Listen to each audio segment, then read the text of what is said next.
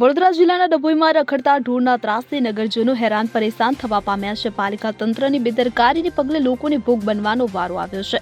ડભોઈમાં રખડતી ગાયો, શ્વાન અને ડુક્કરના ઝુંડથી લોકો પરેશાન થઈ રહ્યા છે. જાહેર માર્ગો પર આડા ઉતરતા, બેસી રહેતા અને શારીરિક ઈજા પહોંચાડતા રખડતા ઢોરોથી નગરજનો ત્રાહિમામ પોકારી ઉઠ્યા છે. જ્યારે પાલિકા તંત્ર ઘોર બેદરકારીને લઈને લોકોમાં રોષ ફેલાયો છે. ડભોઈ નગર વિકાસથી વંચિત અને બેરોજગારીની ભરમારથી પીડાતો તાલુકો છે. જેમ દુકાળમાં અધિક માસ આવે તેમ રખડતા પશુઓની ભરમારથી લોકોની સમસ્યામાં વધારો થઈ રહ્યો છે. નગરની મહુડી ભાગોળથી સિનોર ચોકડી માર્ગ, આંબેડકર ચોકથી હીરા ભાગોળ સુધીના માર્ગ અને નવી નગરી, ટીમ્બી ફાટક, લાલ બજાર, છીપાવાડ બજાર, ટાવર રોડ, જકાત નાકાથી તરસાણા પાટિયા સુધી શ્વાનોના ટોળા, રખડતી ગાયની સંખ્યા 100 થી વધુ છે.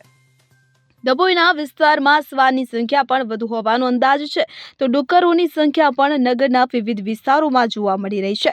ત્યારે રખડતા પશુઓને કારણે અકસ્માતે ઢોરોના હુમલામાં કે શ્વાન અને ડુક્કરના કરડવાથી અસંખ્ય લોકો ઈજાગ્રસ્ત થઈ રહ્યા છે. ત્યારે આ રખડતા પશુઓ સાથે અકસ્માત થતા સ્થળ પર મોતના બનાવ પણ નોંધાઈ ચૂક્યા છે, તો વળી કાયમી ખોડ પણ રહી જવાના દાખલા બન્યા છે. ત્યારે પાલિકા રખડતા પશુઓની સમસ્યાનો કાયમી ઉકેલ લાવે તો લોકોને છાસવારે થતા અકસ્માતોમાં શ્વાન, ડુક્કર, ભૂંડ અને ઢોરોના હુમલાથી છુટકારો મળે તેમ છે.